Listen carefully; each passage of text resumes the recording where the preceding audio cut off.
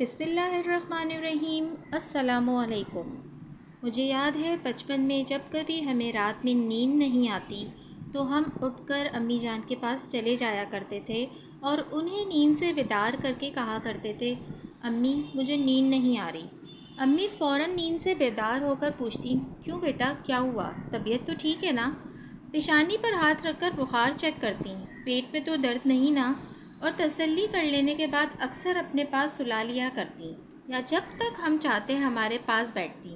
پھر ہم بڑے ہو گئے اور رات کو بے سدھ ہو کر بے فکری کی نیند سونے لگے اور امی بوڑھی ہو گئیں، انہیں اکثر راتوں کو نیند نہیں آتی۔ اول تو ماں اپنے بچے کے آرام میں مخل نہیں ہوتی، مگر کبھی وہ یہ غلطی کر ہی دے تو عموماً بچے ماں کو اینٹی ڈپریشن یا نیند کی گولی کھا کر سونے کی تلقین کرتے ہیں، یا اگر وہ بیمار ہو تو روٹین کی دوائیں وغیرہ لینے کی ہدایت کرتے ہیں۔ دراصل بچپن میں اور بڑھاپے میں کافی مماثلت ہے، دونوں عمروں میں کسی انجانی بات پر دل مضطرب ہو جاتا ہے، مگر خوش نصیب بچوں کا یہ اضطراب ان کی مائیں اپنے ہاتھوں کے لمس سے ہی دور کر دیتی ہیں۔ اکثر کسی بات پر روتے ہوئے بچے کا سر جب ماں اپنی گود میں رکھ کر ہاتھوں کی انگلیوں سے سہلائے تو یکدم بچہ سکون پا جاتا ہے۔ شاید ہم سمجھ ہی نہیں پائے کہ ہمیشہ بے چینی کا علاج گولیاں دوائیں نہیں ہوتیں، کبھی کبھی ماؤں کو بھی ہمارے ہاتھوں کے لمس درکار ہوتے ہیں، کبھی کبھی ان کے ناتواں جسم ہمارے مضبوط ہاتھوں سے آرام کے متلاشی ہوتے ہیں۔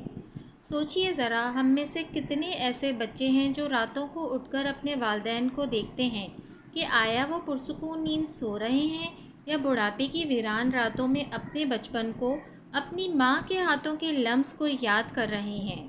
اپنے ماں باپ کے پاس بیٹھ کر تھوڑا ٹائم گزار کر آپ بھی انہیں ویسا لمس، ویسی شفقت محسوس کروا سکتے ہیں جیسی انہوں نے آپ پر کی تھی، اور کتنی پریشانیاں اور بیماریاں تو ماں باپ کی بھی ختم ہو جاتی ہیں جب اولاد ان کے پاس بیٹھ کر انہیں اپنی محبت بھری باہوں کے حصار میں لے کر حال پوچھے، انہیں اپنی شفقت اور محبت اور موجودگی کا احساس دلاتے ہیں۔